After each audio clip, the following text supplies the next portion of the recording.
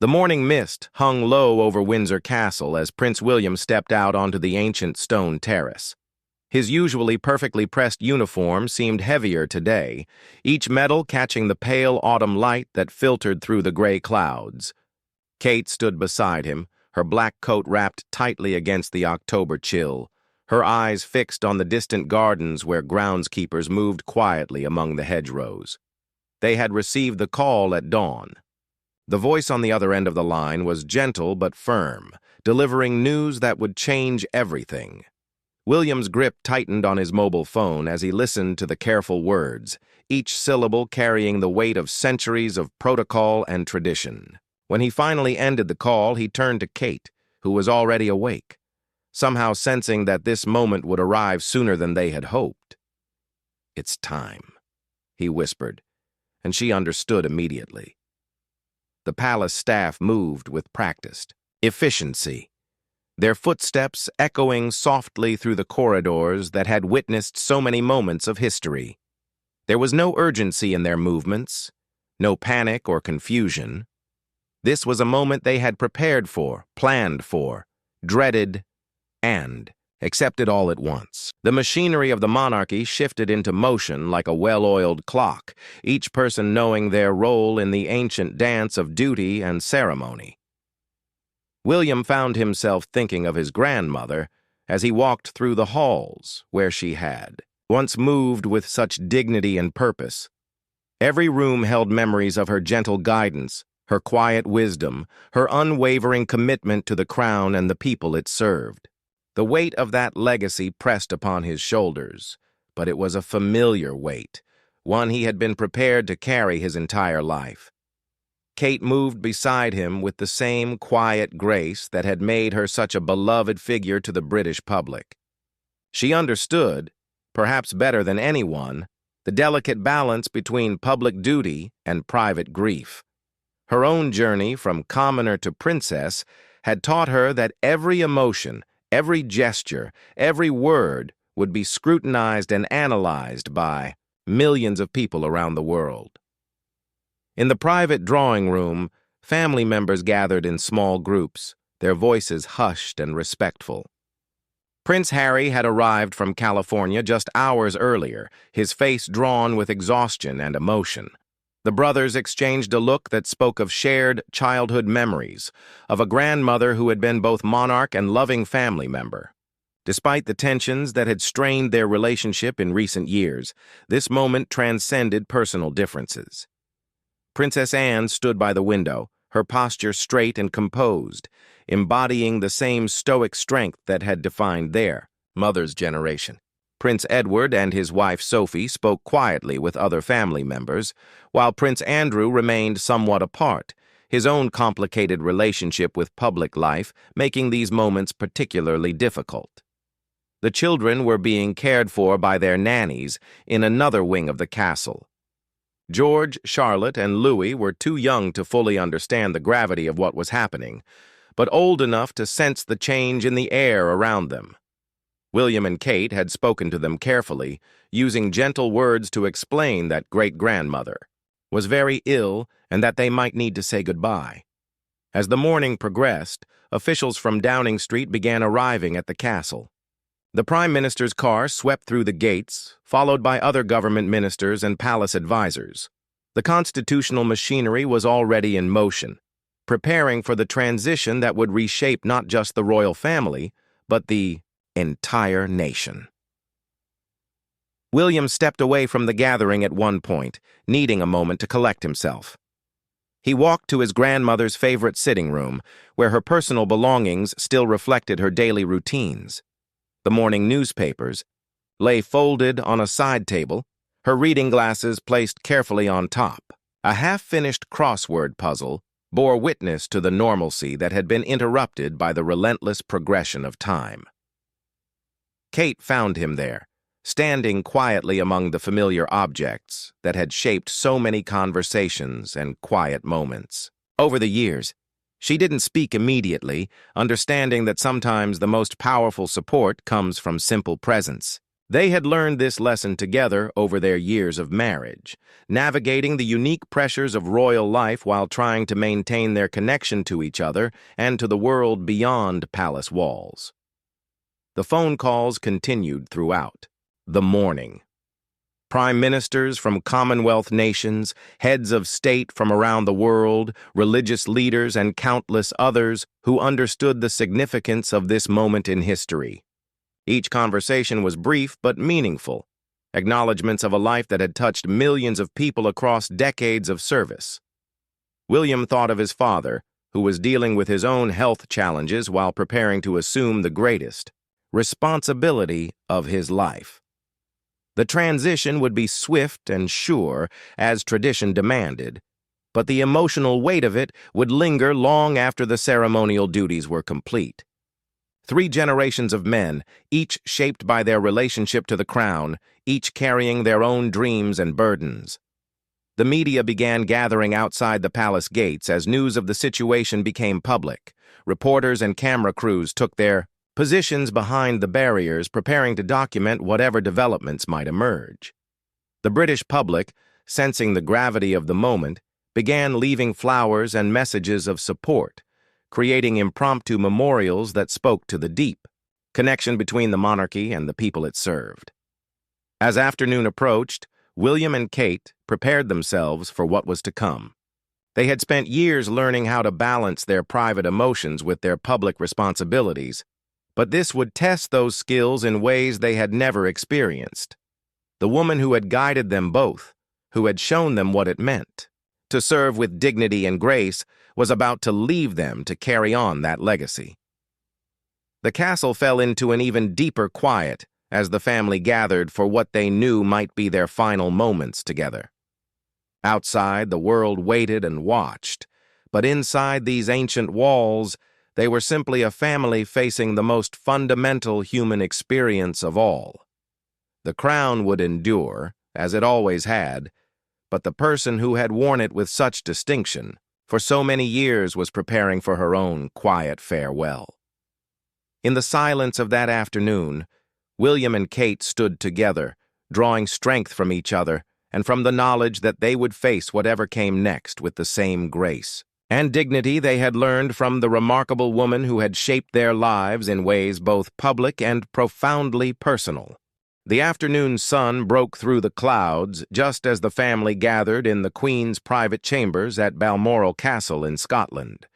The journey from Windsor had been swift but solemn, with William and Kate traveling in a convoy that moved through the Scottish countryside with quiet dignity. The ancient stones of Balmoral seemed to hold their breath, as if even the castle itself understood the weight of this moment. Kate held William's hand as they walked down the familiar corridor, lined with family photographs spanning decades, images of state visits, family holidays, and quiet moments of joy looked down upon them from gilded frames. Each picture told a story of duty fulfilled, of a life dedicated to service that had rarely wavered despite personal challenges and changing times. The medical team had been discreet and professional in their explanations. The Queen's doctors spoke in measured tones about comfort and dignity, about the natural progression of advanced age and the body's gradual surrender to time. There would be no dramatic interventions, no desperate measures. Instead, there would be peace, surrounded by those who loved her most. William's children had been brought to Scotland earlier in the week, giving them precious time with their great-grandmother while she was still alert and engaging. George, now old enough to understand some of the gravity of the situation, had sat quietly beside her bed, listening to stories of kings and queens from centuries past.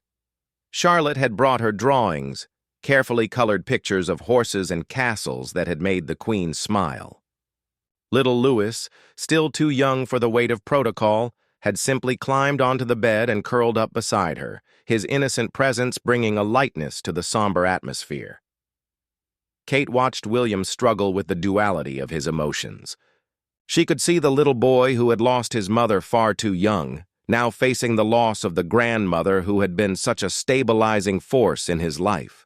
But she also saw the future king, already beginning to carry himself with the weight of responsibility that would soon rest fully on his shoulders. The Prime Minister had arrived at Balmoral in the late afternoon, her face grave as she was escorted through the castle's halls. The constitutional processes were already in motion, documents prepared and procedures reviewed. The transition of power would be seamless, as it had been designed to be over centuries of refinement, but the human cost of that transition was evident in every face she encountered. Prince Charles, soon to become King Charles III, spent long hours at his mother's bedside. The conversations between them were private, but those who witnessed their exchanges spoke of a quiet intensity, of final words between a mother and son who had navigated the unique challenges of royal life together for over 7 decades. The weight of the crown was about to pass from one generation to the next, carrying with it all the hopes and fears of a nation. The Archbishop of Canterbury had been summoned to Balmoral not for last rites exactly, but for the spiritual comfort that had always been important to the Queen. Her faith had been a cornerstone of her long reign, and it provided solace now in these final hours. The quiet prayers and gentle hymns that drifted from her chambers spoke of a life lived in service to both God and country. Princess Anne remained at her mother's side almost constantly, her devotion evident in every gesture. Known for her no-nonsense approach and tireless work ethic, she now showed the tender side that those closest to her had always known existed. Her presence provided stability for the other family members, her strength becoming an anchor in the emotional storm that surrounded them all. Harry's arrival had brought its own complex emotions. The prodigal son returned home in his family's darkest hour, the pain of recent years temporarily set aside in the face of this greater loss. He and William found themselves drawn together by their shared grief, the brotherhood of their childhood reasserting itself despite the tensions that had driven them apart. Kate took on the role she had grown into over the years, becoming the quiet strength that held others together. She coordinated with the household staff, ensured the children were cared for, and provided support to family members who were struggling with their emotions. Her common-sense approach and genuine warmth had made her beloved within the family, and now those qualities became essential as they all navigated this difficult time. The castle staff moved through their duties with the professionalism that came from generations of service to the royal family. Many of them had worked at Balmoral for decades, watching princes grow into kings and witnessing the private moments that the public never saw. Their grief was real and personal, not just for the loss of their sovereign, but for the woman who had shown them kindness and respect throughout their years of service. As evening approached, the family took turns sitting with the Queen, sharing memories and expressing their love. William spoke to her about his children, about his hopes for their futures, about the lessons she had taught him that he would pass on to them. Kate shared her gratitude for the acceptance and guidance she had received since joining the family, for the way the Queen had helped her find her place in a world she had never been born to inhabit. The media presence outside the castle gates had grown throughout the day, but they maintained a respectful distance. The British press, often criticized for their intrusive coverage, understood the significance of this moment and the need for dignity. Camera crews positioned themselves for the inevitable announcements, but their usual aggressive tactics were replaced by a quiet reverence for what was unfolding behind the castle walls. World leaders began issuing statements of support and admiration, recognizing that they were witnessing the end of an era. The Queen had been a constant presence on the world stage for so long that many people could not remember a time when she had not been there. Her relationships with presidents and prime ministers, built over decades of diplomatic engagement, represented a unique form of soft power that had benefited Britain immeasurably. As the Scottish evening settled over Balmoral, the family found themselves drawn together in the way that only shared grief can achieve. Old resentments seemed less important, past disagreements faded into the background, and what remained was the fundamental bond of family love. They were united in their respect for the woman who was leaving them and in their determination to honor her memory through their future actions. The queen herself, even in her weakened state, seemed aware of the love that surrounded her. Her eyes, though dimmed by age and illness, still held the intelligence and warmth that had characterized her long reign. She had lived to see her great-grandchildren, had watched her family grow and change, had guided the monarchy through decades of social and political transformation. In the quiet of that Scottish evening, with her family gathered around her, the queen prepared for her own final chapter, secure in the knowledge that those she was leaving behind would carry on the traditions and values she had spent her lifetime defending and nurturing. The first light of dawn crept through the heavy curtains of Balmoral Castle, casting long shadows across the Queen's private sitting room. William stood by the window, watching the morning mist rise from the Scottish highlands that his grandmother had loved so dearly. The landscape remained unchanged, eternal and peaceful, offering a stark contrast to the profound transformation taking place within the castle walls.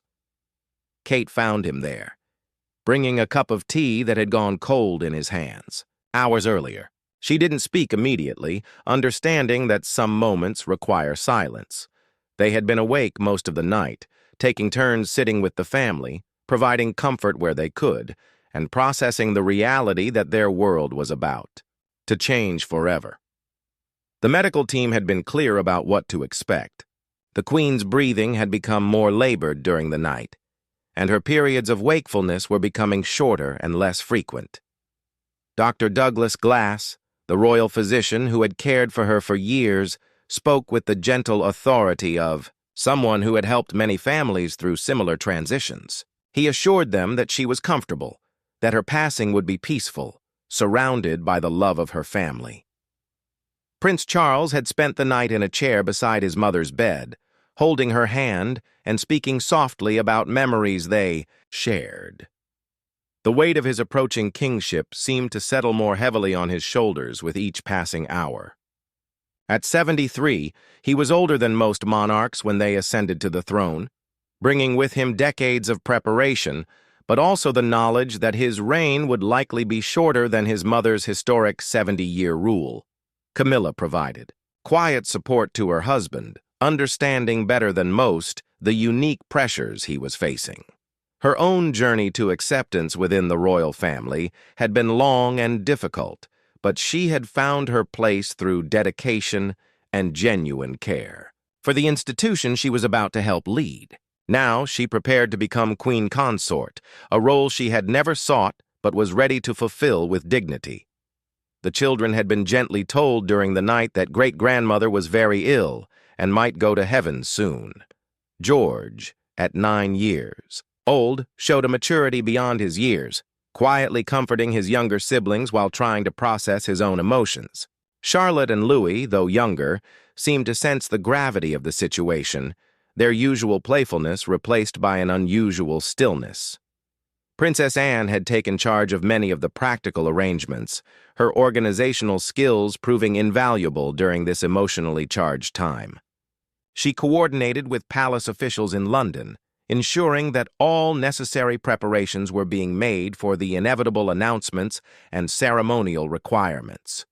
Her strength became a rock for other family members to lean on, her composed exterior masking her own deep grief.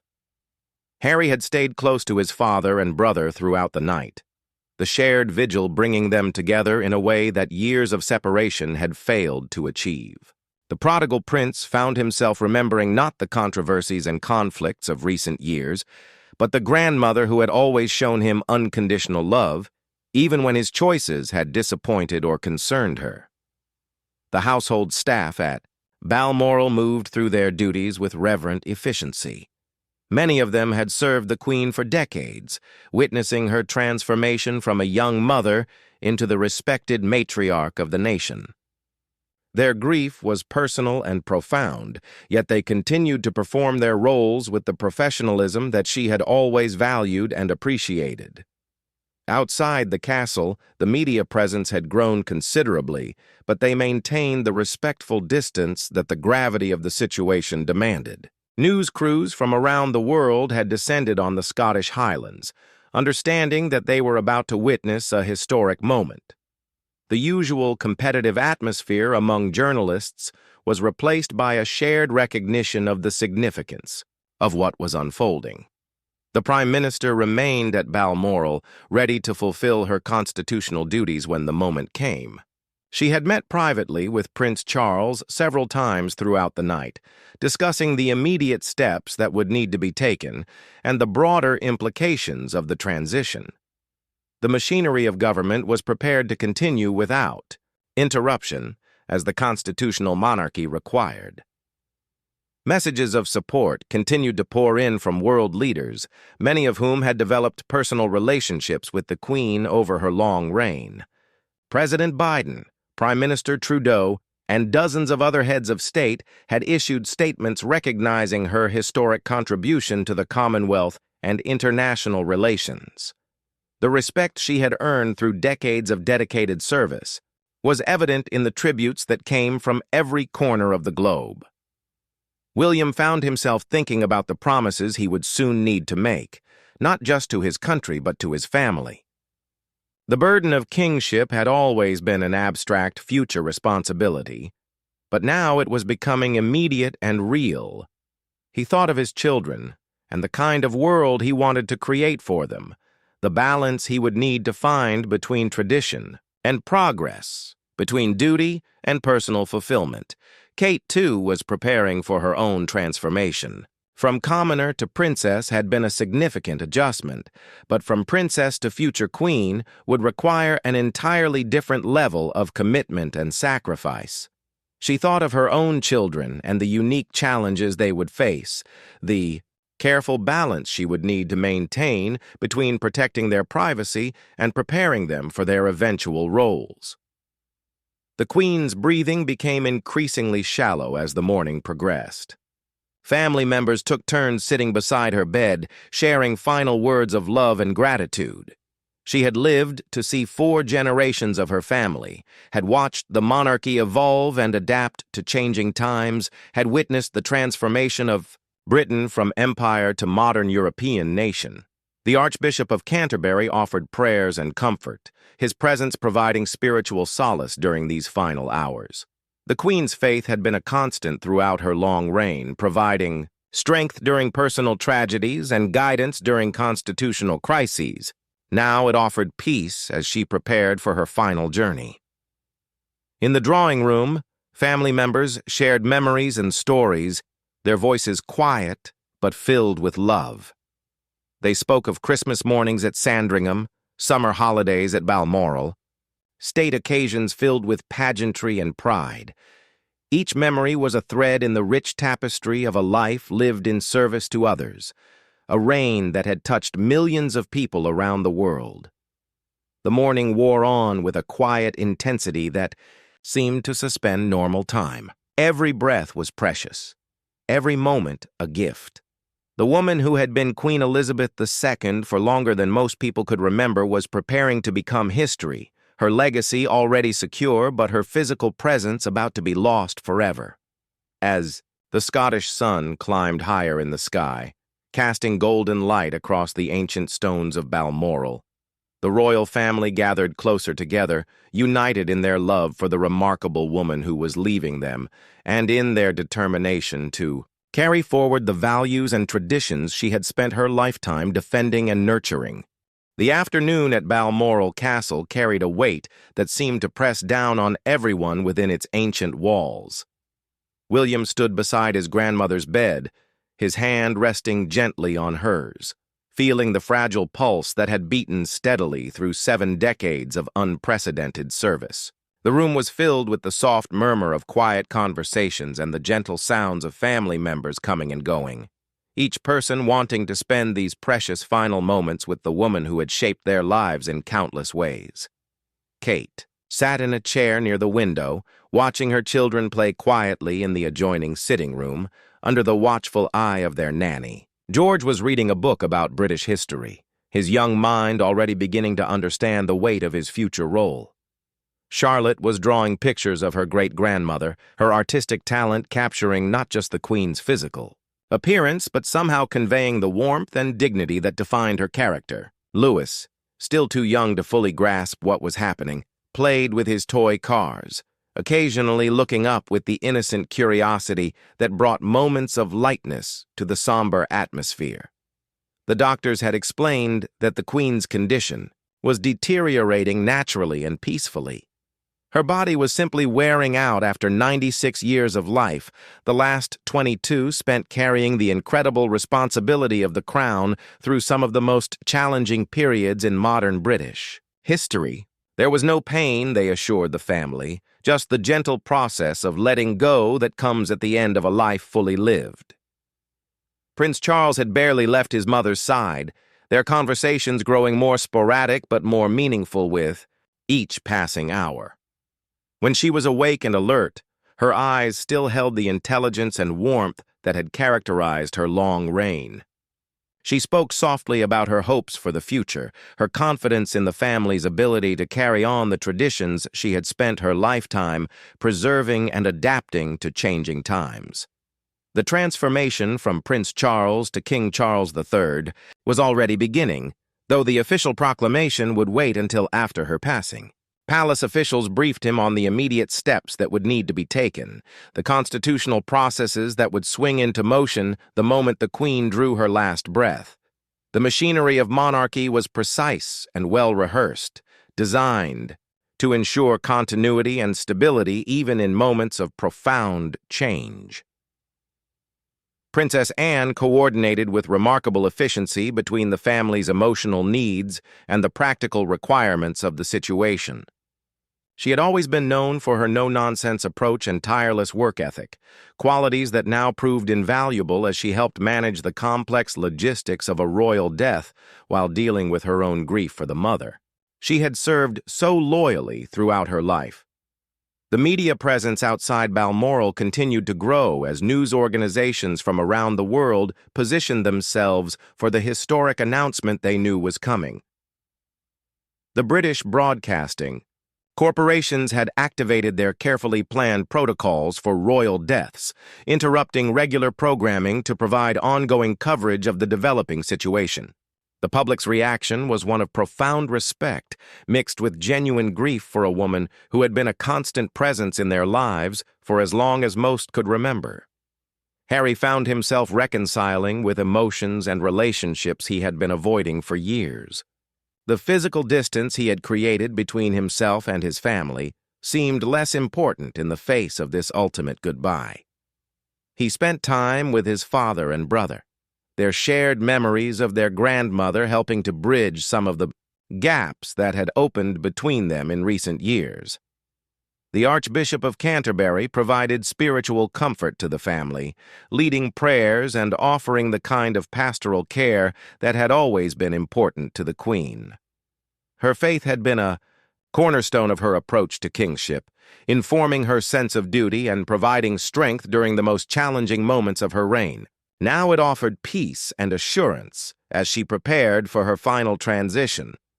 World leaders continued to send messages of support and admiration, recognizing that they were witnessing the end of an era.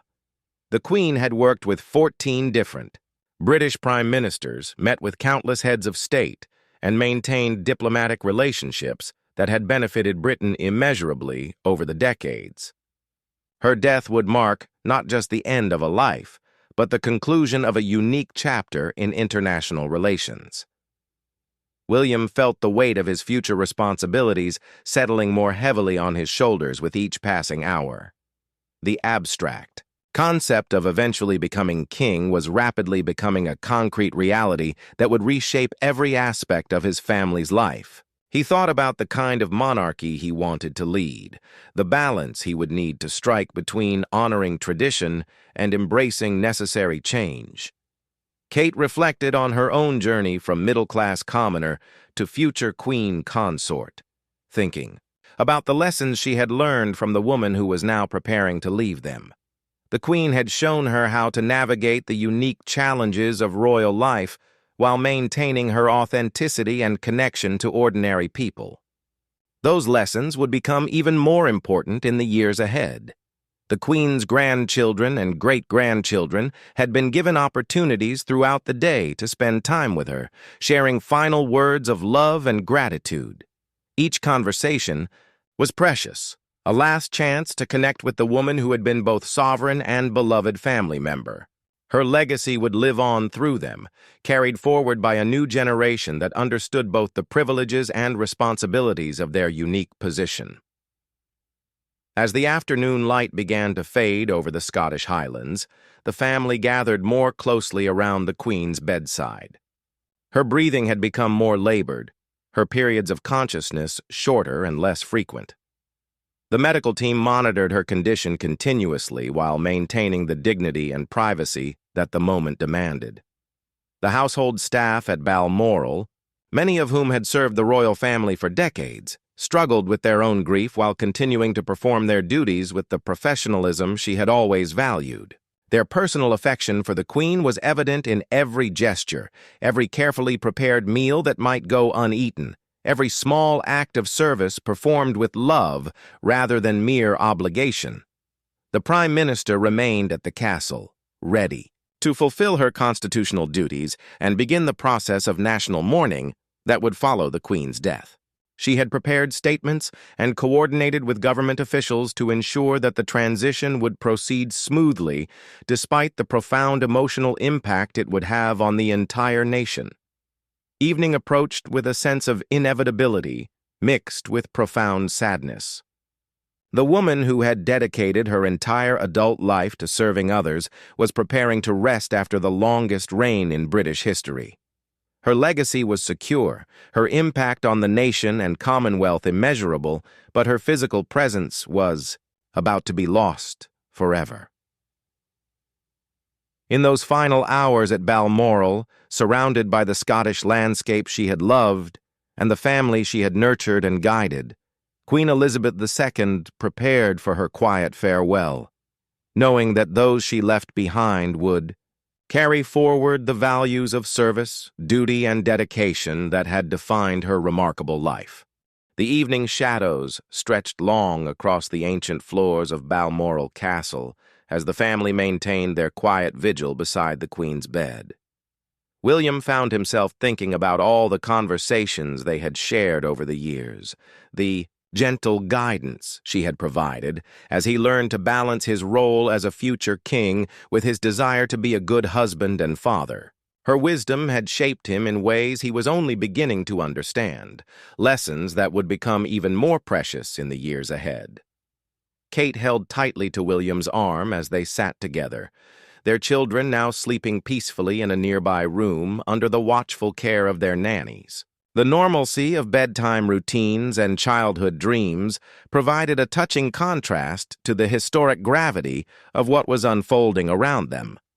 Life would continue, she realized, even as their world was about to change forever. The Queen's breathing had become increasingly shallow throughout the evening, each breath a precious gift that the family received with grateful hearts. Her face, peaceful in the dim light of the room, bore the quiet dignity that had characterized her throughout her long reign. Even in these final hours, she embodied the grace and composure that had made her beloved by millions of people around the world. Prince Charles, soon to become King Charles III, spoke softly to his mother about his plans for the monarchy, seeking her final blessing for the changes he hoped to implement. Their relationship had evolved over the decades from that, of a dutiful son to trusted advisor and eventual successor. Now, in these intimate moments, they were simply a mother and son sharing their final goodbye. The medical team had explained that the end was very near. Dr. Glass, who had cared for the Queen for years, assured the family that her passing would be peaceful and dignified. There would be no dramatic final moments, no urgent medical interventions, just the natural conclusion of a life that had been lived with extraordinary purpose and dedication. Princess Anne remained close to her mothers, bedside, her devotion evident in every gesture. She had been the Queen's constant companion and trusted confidant throughout so many challenges and triumphs. Their relationship had been built on mutual respect and shared commitment to duty, qualities that now provided comfort as they faced this ultimate transition together. The Archbishop of Canterbury offered prayers and spiritual comfort, his presence providing the religious solace that had always been important to the Queen. Her faith had sustained her through personal tragedies and constitutional crises, had given her strength to carry the burden of the crown with grace and humility. Now it offered peace as she prepared for her final journey. Harry sat quietly in the corner of the room, his own complicated relationship with royal life temporarily set aside in the face of this greater loss. The grandmother who had shown him unconditional love despite his struggles and controversies was preparing to leave him, and he found himself remembering not the difficulties of recent years, but the warmth and acceptance she had always offered. Outside, Balmoral, the media presence had grown to unprecedented levels as news organizations from around the world prepared to document this historic moment. The British people had begun gathering at royal residences across the country, leaving flowers and messages of support that demonstrated the deep affection they felt for their longtime sovereign. The outpouring of love was immediate and overwhelming, a testament to the unique place she held in the hearts of her subjects. World leaders continued to send messages of condolence and support, recognizing that they were witnessing the end of an era that had shaped international relations for over 7 decades. The Queen had been a constant presence on the world stage, working with presidents and prime ministers, navigating diplomatic challenges, and representing British values and interests with unwavering dedication. The Prime Minister had been briefed on all the constitutional processes that would begin immediately upon the Queen's death. The proclamation of the new king would follow established protocols that had been refined over centuries, ensuring continuity of government and stability of the constitutional system. The machinery of state was prepared to function without interruption, as the Queen would have wanted. William thought about the promises he would soon need to make, not just as the new Prince of Wales, but as the future king. The weight of those responsibilities had always been abstract, something for the distant future, but now they were becoming immediate and real. He would need to find his own way of serving, building on the foundation his grandmother had created while adapting to the needs of a changing world. Kate reflected on her own transformation from commoner to future queen, thinking about the example the Queen had set for balancing public duty with private happiness. She had shown that it was possible to serve the crown with dignity while maintaining authenticity and genuine connection to ordinary people. Those lessons would guide Kate as she prepared for her own elevated role. The Queen's breathing became increasingly irregular as the evening progressed into night. Family members took turns sitting beside her, holding her hand, sharing final words of love and gratitude. Each moment was precious, a last chance to connect with the woman who had been the anchor of their family and the symbol of their nation for as long as most could remember. The household staff at Balmoral struggled with their own grief while maintaining the professional standards she had always valued. Many of them had worked for the royal family for decades, developing genuine affection for the woman behind the crown. Their service had been more than mere employment. It had been a form of devotion that would be difficult to replicate. As the night deepened over the Scottish Highlands, the family drew closer together around the Queen's bedside.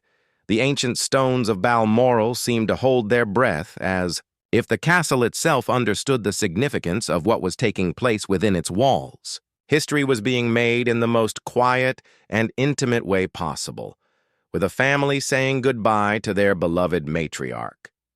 The Queen herself seemed aware of the love that surrounded her, even in her diminished state. Her eyes, though clouded by age and illness, occasionally opened to meet the gaze of those keeping vigil beside her bed. In those moments, The intelligence and warmth that had defined her long reign still flickered, providing comfort to those who would soon need to carry on without her guidance. The transformation that was beginning would reshape not just the royal family, but the entire nation and commonwealth. A new era was about to begin, built on the foundation of service and dedication that Queen Elizabeth II had spent her lifetime creating and strengthening. Her quiet farewell would mark both an ending and a beginning, the conclusion of history's longest reign and the start of a new chapter in the continuing story of the British monarchy. In the peaceful stillness of that Scottish night, surrounded by the family she had nurtured and the landscape she had loved, the Queen prepared for her final rest, secure in the knowledge that her legacy would endure and her values would guide those she was leaving behind. The first light of dawn broke over Balmoral Castle on what would become one of the most significant days in modern British history. William stood at the window of his grandmother's room, watching the Scottish mist rise from the heather-covered hills she had loved so dearly. Behind him, the family maintained their quiet vigil, each person processing their grief while preparing for the profound changes that would soon reshape their world. Queen Elizabeth II drew her final breath at 6:30 in the evening, surrounded by the family she had loved and guided throughout her remarkable 70-year reign.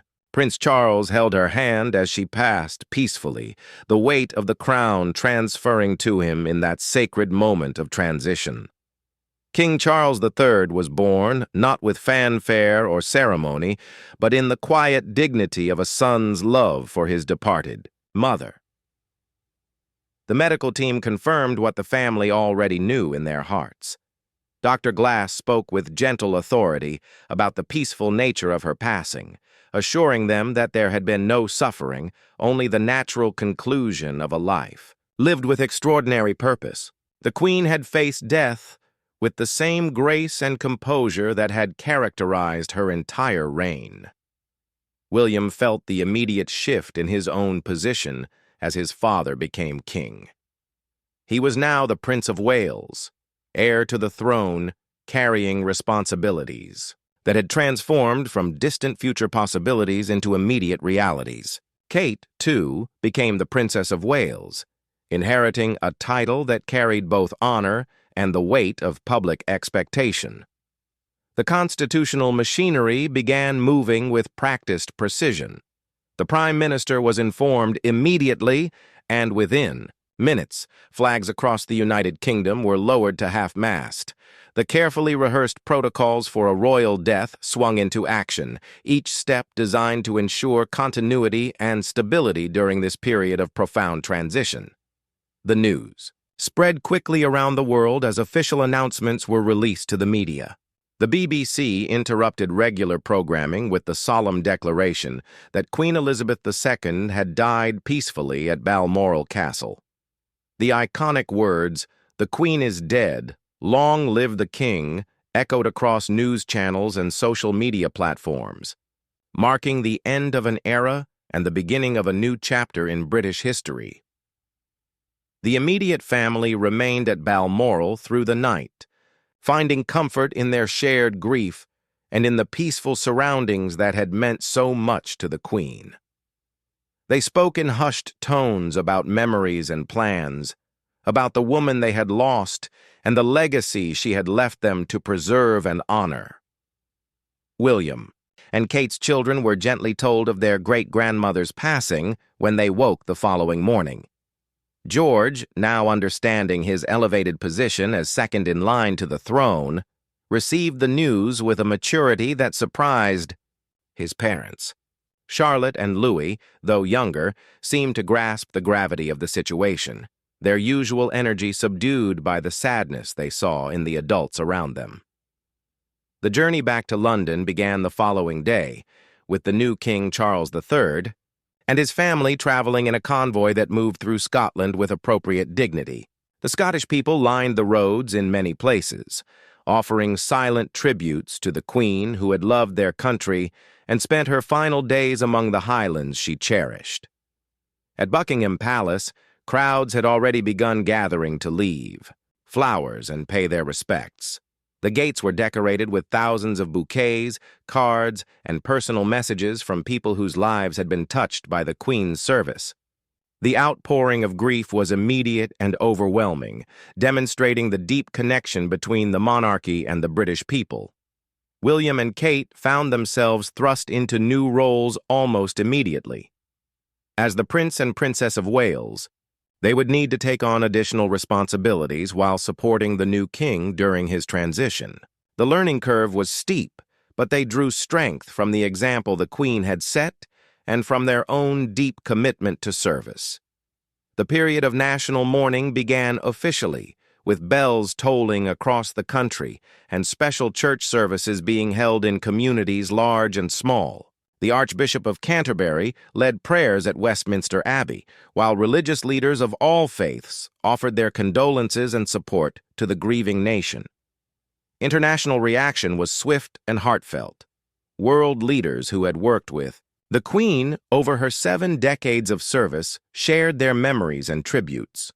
Presidents, prime ministers, and monarchs from around the globe recognized that they had lost not just a fellow head of state, but a symbol of stability and grace who had helped shape the modern world. The planning for the Queen's funeral began immediately, with palace officials coordinating what would become one of the largest gatherings of world leaders in history. The ceremony would need to balance the intimate grief of a family with the public mourning of a nation, honoring both the woman and the institution she had represented with such distinction. William found himself thinking about the promises he would need to make as the new heir to the throne. The weight of his future kingship had become immediate and real, requiring him to balance his role as a father and husband with the increasing demands of public service. He drew inspiration from his grandmother's example, remembering how she had managed to be both a loving family member and a dedicated sovereign. Kate prepared for her own transformation, knowing that her role as Princess of Wales would bring new scrutiny and expectations. She thought about the lessons she had learned from the Queen about balancing public duty with private authenticity, about serving the crown while remaining true to herself and her values. The Queen's legacy was already being discussed and analyzed, but those who knew her best understood that her greatest achievement had been showing that service to others could be a form of love. She had dedicated her entire adult life to her people, never wavering in her commitment despite personal challenges and changing times. As the days of mourning began, William and Kate stood together with the rest of the royal family, united in their grief, but also in their determination to honor the Queen's memory through their continued service. The quiet farewell at Balmoral had marked the end of the longest reign in British history, but it had also marked the beginning of a new era built on the foundation of duty, dignity, and love that Queen Elizabeth II had spent her lifetime creating. The woman who had been their anchor, their guide, and their inspiration was gone, but her values and her example would continue to shape the monarchy and the nation for generations to come. In their moment of deep loss, William and Kate found strength in each other and in the knowledge that they would carry forward the remarkable legacy of service that the Queen had entrusted to their care.